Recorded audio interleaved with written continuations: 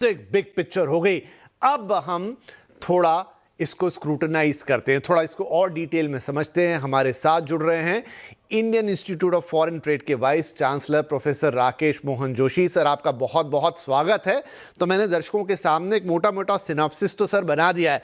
Quickly मेरा पहला सवाल आपसे यही होगा कि ये डील, जिसे मदर ऑफ ऑल डील्स कहा जा रहा है, जिसे करने में 18 साल का बड़ा वक्त लगा है, अब यहां से भारत की तस्वीर को कैसे बदलने वाले हैं? As your expert comment. धन्यवाद विपिन जी।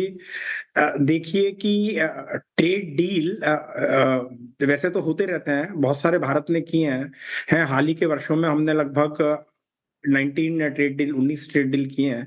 इसके अंदर सबसे इंपॉर्टेंट बात यह है कि India has negotiated with 27 countries. तो 27 देशों के साथ नेगोशिएट करना मतलब मुश्किल ही नहीं, अत्यधिक चैलेंजिंग कार्य था, क्योंकि हर देश का इंटरेस्ट अपना होता है। हर देश में कुछ प्रोडक्ट में कॉम्पिटिटिवनेस होती है, कुछ में नहीं होती है, और सारे देशों के अंदर there is competition, there is complementarity. और देखिए, हमने ये ट्रेड नेगोशिएशन 2007 में शुरू किया, और बिकॉज ऑफ सम डिसएग्रीमेंट 2013 में पूरे डिस्कशन को अबेंडन करना पड़ा, और ये 2022 जुलाई में फिर हमने इसमें शुरू किया, और अब आते आते 2026 में ट्रेड एग्रीमेंट कर डाला। और इसके अंदर अगर आप देखते हैं तो आप देखिए कि आज जो है वो प्रेसिडेंट ऑफ यूरोपियन कमीशन, उन्होंने कहा है, उर्सुला जी ने, उन्होंने कहा है कि we have delivered mother of all deals. And what she has said is that if India succeeds, the world is more stable, prosperous, secure, and we all benefit. So, and therefore, ये उन्होंने कहा है कि what is very important is today India and EU have created history. So this is very important. तो अब वैसे जैसे कि हमारे मोदी जी का भी आप स्टेटमेंट सुनिए, प्रेस कॉन्फ्रेंस में उन्होंने कहा कि ये एक ट्रेड डील नहीं है, ये बल्कि दोनों की साझा समृद्धि का एक ब्लूप्रिंट है जो हमने किया है। और दूसरा सबसे इंपॉर्टेंट, इसकी इंपॉर्टेंस इस समय इसलिए कि जो रणनीतिक और भू राजनीतिक, geopolitical and Jio economic situations इस दुनिया की हैं, वो बड़ी। तो मेरा जो दूसरा सवाल है वो यही है जो आप बात कहने जा रहे हैं। मैं बस सवाल ऐड कर देता हूं कि अब जब ये डील हो गई है तो और जो दुनिया की करीब 25% जीडीपी को रिप्रेजेंट कर रही है, तो इस डील के बाद जो ग्लोबल ट्रेड है या उसका बैलेंस है, उसमें क्या शिफ्ट देखने को मिलेगा?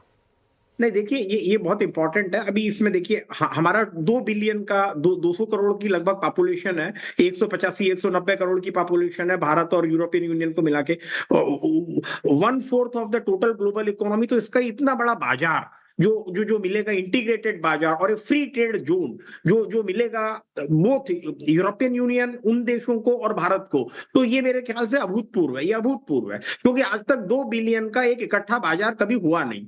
और दूसरा, इस समय अनेक परिस्थितियों से विश्व गुजर रहा है। सबसे पहले चाइना +1 की बात आई, क्योंकि ज्यादातर देशों की डिपेंडेंस जो है चाइना पे हो गई है। China has become a net exporter. China का 1 बिलियन से भी ज्यादा उनका जो है ट्रेड सरप्लस हो गया है। दूसरे देशों का ट्रेड डेफिसिट होता है। लेकिन ईयू का, यूरोपियन यूनियन का, मोर और less because of their edge in the technology, उनका लगभग $260 बिलियन का ट्रेड सरप्लस है।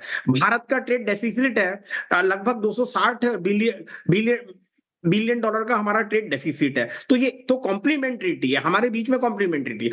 और जो अभी की जो जियोपॉलिटिकल सिचुएशन हुई या इकोनॉमिक सिचुएशन वर्ल्ड की हुई, तो उसमें आपने देखा कि कुछ देशों में the largest economy on the earth, America, जिनके 3% टैरिफ थे आज से 8 महीने पहले, वो 18-19% तक हो गए हैं। उन्होंने रेसिप्रोकल टैरिफ लगाए जो 100 साल बाद दोबारा से लगे। पूरे वर्ल्ड ट्रेड ऑर्गेनाइजेशन के अंदर टैरिफ घटते गए, लेकिन अमेरिका जो दूसरे देशों को, भारत तो विशेष रूप से टारगेटेड था, आप हमको टैरिफ किंग कहते आए, लेकिन आपने टैरिफ 3% से बढ़ा के 19% बढ़ा दिया। और भारत को इस तरह से, मतलब आप देखिए कि हम सबसे डिसएडवांटेजियस पोजीशन में 25% टैरिफ, 25% पहले आपने टैरिफ लगाया, उसके बाद 25 इसलिए लगा दिया कि हम रशिया से तेल खरीदते हैं। अभी एक हफ्ते पहले हमारे पे धमकी ये है कि हम चूंकि अगर ईरान से व्यापार करते हैं तो और 25 लग सकता है। तो ये असमंजस की, जिसको प्रधानमंत्री जी ने कहा कि एक उथल पुथल की, एक वैश्विक इकोनॉमी में उथल पुथल की स्थिति है, और इसके अंदर इस ट्रेड एग्रीमेंट को फाइनल करके, जो कि ये सिद्ध हमने कर दिया है कि India is capable of navigating its economy, navigating its export जी। अंडर मोस्ट चैलेंजिंग सिचुएशन, और हमने इस चैलेंज को अपॉर्चुनिटी में राइट, कन्वर्ट गॉट कर योर दिया। Point sir. तो इसमें मैं एक सवाल यहां पे लेके आता हूं, वो ये कि बहुत बड़ी ट्रेड डील है। अब ये है कि इसका जो फायदा है, अभी तो क्योंकि इसको इंप्लीमेंट होने में करीब साल भर का वक्त जाएगा, लेकिन उसका जो असली फायदा है जिसके लिए डील हुई है, 18 साल बातचीत में गए, लेकिन जो हमारी इकोनॉमी को और हमारे लोगों को, हमारे कारोबार को, हमारे बिजनेस पूरी कम्युनिटी को जो फायदा मिलेगा, उसमें एक्चुअल वक्त या जमीन पे जिसको कहते हैं दिखना शुरू हो जाए, वो कितना वक्त लगेगा?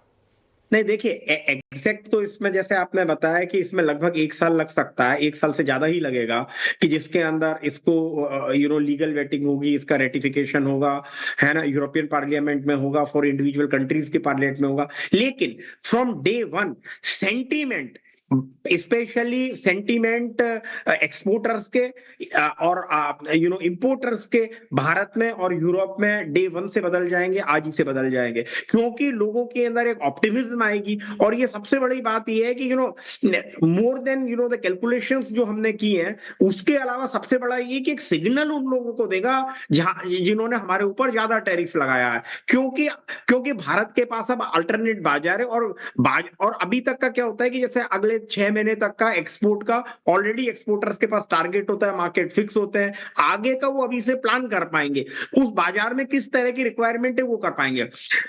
यूरोपियन यूनियन टेक्सटाइल का एक बहुत बड़ा बाजार है, वहां हमको टैरिफ 8% प्लस 12, मतलब 12% तक टैरिफ थे, क्योंकि भारत जो है वो जीएसपी का पहले पार्ट था, लेकिन 1 जनवरी 2026 से उन्होंने जीएसपी विड्रॉ कर लिया है ईयू ने, और इससे हम जो है, हमको कॉम्पिटिटिवनेस के अंदर डिसएडवांटेज है, जो कि बांग्लादेश को एडवांटेज है। बांग्लादेश जीरो ड्यूटी पे माल भेजता है, हमको 12% ड्यूटी लग रही है इस समय, तो उसके अंदर क्या होगा, on an average 12%, product wise ये डिफरेंट हो सकती है।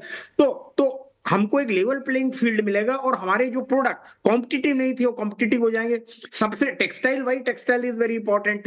कुछ लेबर इंटेंसिव सेक्टर ये है जिसमें भारत की चिंता है। हमारी चिंता ये है कि हमारे लोगों को रोजगार मिले, लेबर को रोजगार मिले, और स्पेशली जो हमारा ऑलरेडी वेल एस्टैब्लिश्ड बाजार था America account for 18-19% of India's export, वो जो बाजार था उसका एक अल्टरनेटिव मिलेगा। तो एक्सपोर्टर्स के अंदर मुझे लगता है enthusiasm right from day one आएगी, इन्वेस्टमेंट में भी आएगी, and then will be able to think कि क्या चीज भारत में इन्वेस्ट करना है, क्या वहां इन्वेस्ट करना है। तो ये एक बहुत ही इंपॉर्टेंट है। ये आपने बिल्कुल सही बात कही सर, कि भले ही वो धरातल पे आते हुए समय लगे और उसका जो एक्चुअल इंप्लीमेंटेशन है ऑन पेपर्स होने में अभी साल भर का वक्त है, लेकिन जो सेंटिमेंट्स आज से बूस्ट हो गए वो बहुत ही, जिसे कहते हैं, प्राइसलेस है। एक छोटा ब्रेक मैं यहाँ पे ले रहा हूँ, लेकिन ब्रेक के बाद अब जब ये बाजार हमारे लिए खुल रहे हैं, यूरोप एक बहुत ही हाई स्टैंडर्ड कम्युनिटी है, यूरोपियन यूनियन, तो क्या वहाँ पर अब एक नई प्रतिस्पर्धा में जब हम जाएंगे, जब वहाँ के दरवाजे हमारे लिए खुलें, तो हमारी एमएसएमईज, हमारे कारोबारियों को, हमारी कंपनीज को क्या कोई अलग तरह की तैयारी लगेगी?